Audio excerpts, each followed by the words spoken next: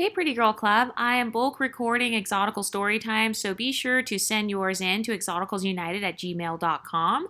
Now that we've reached 30,000 subscribers, I want to make sure to post more of these so that more people can hear what our life experiences have been and how people have treated us.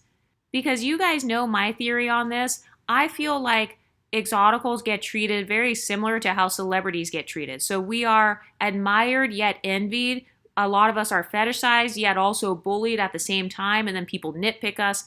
But let's get into this story time. This girl says, "Hey Exoticals United, just want to say that your channel has been very eye-opening for me, and I find it very informative and entertaining. I want to start by describing myself. I am a brown-skinned exotical, and all my life people have asked me if I was mixed. I recently took a DNA test and found out that I was 67% African, 33% European, which wasn't that surprising to me since my maternal grandmother is mixed, and my paternal grandparents both have a mixed race phenotype: light skin, loose curly hair, freckles. I am short, I've always been skinny, and I like to dress very feminine. My natural hair is long, mid-back length so far, because I've learned how to grow it out. I have brown skin. Like you mentioned in your channel, depending on how I wear my hair, I will get told I look Blasian, Black and Mexican, Dominican, etc. I have big eyes, and I always get complimented on them. I also get lots of compliments from strangers and children who tell me I'm pretty. However, I struggled with bad self-esteem my whole life. I was bullied by unattractive females throughout my entire high school experience. However, some of the boys in my high school and middle school always had crushes on me. I was also bullied by black people for being a nerd because I was always interested in science and literature.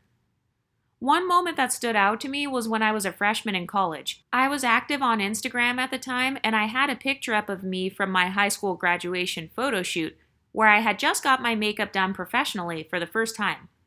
I had a few pictures of myself on my Instagram at the time. Anyway, one of my mutuals, an unambiguous dark-skinned black girl who lived in another town, added me to a group chat that was full of other unambiguous dark-skinned girls and boys. Keep in mind, I never asked to be in the group chat, and I never texted anything to them. They screenshotted my graduation photo and reposted it into the group chat, and all called me ugly and made fun of me. I have to admit that I cried. It really upset me because I didn't do anything to warrant such treatment. But before I blocked them, I looked at their profiles and they were all unattractive in my opinion. I'm not calling them unattractive because they're unambiguous. I'm just saying that they were unattractive. In fact, I became friends with two beautiful unambiguous black women who were very kind to me. However, I became best friends with a beautiful mixed race girl who was probably the kindest person I've ever met. I've never been bullied by someone who was pretty. The pretty girls were nice to me, and the unattractive girls were mean for no reason. One other story I have was about this unambiguous black boy who I befriended in high school. We can call him Jasper. We became friends through a mutual friend, and we'd hang out every day. He'd regularly make fun of my looks for no reason, to the point where I believed he thought I was ugly. He later admitted he had a crush on me. I wasn't attracted to him romantically, so I politely declined.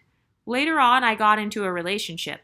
When my boyfriend and I broke up, Jasper basically begged to get with me, and I was still not attracted to him, so I declined again. It's crazy how, if you would have heard the names he used to call me, you would have never known that he had a crush on me. And then she says, I also forgot to add that I am diagnosed neurodivergent, ADHD, and I'm on the autism spectrum, who used to be on medication. But I was always shy and introverted.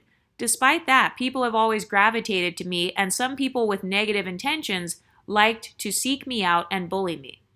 Yeah, I've noticed that if you are an exotical and you have any sort of like special needs, or if you have like something about you that's different, so maybe you're neurodivergent, maybe you're autistic, maybe you've got like mental health issues, or you're like depressed or something, some people will actually make fun of it. They will make fun of your vulnerabilities, or they will use your vulnerability as a way to bully you. But what do you ladies think? Have you ever had somebody make a group chat so they can talk shit about you? I know I have. Have you ever had people try to become friends with you so they can gain intel on you or so they can humble you? Because that's what this sounds like. It sounds like They just wanted to have proximity to her so that they could systematically bring her down and sabotage her socially. One of the main tactics of jealous women is social sabotage.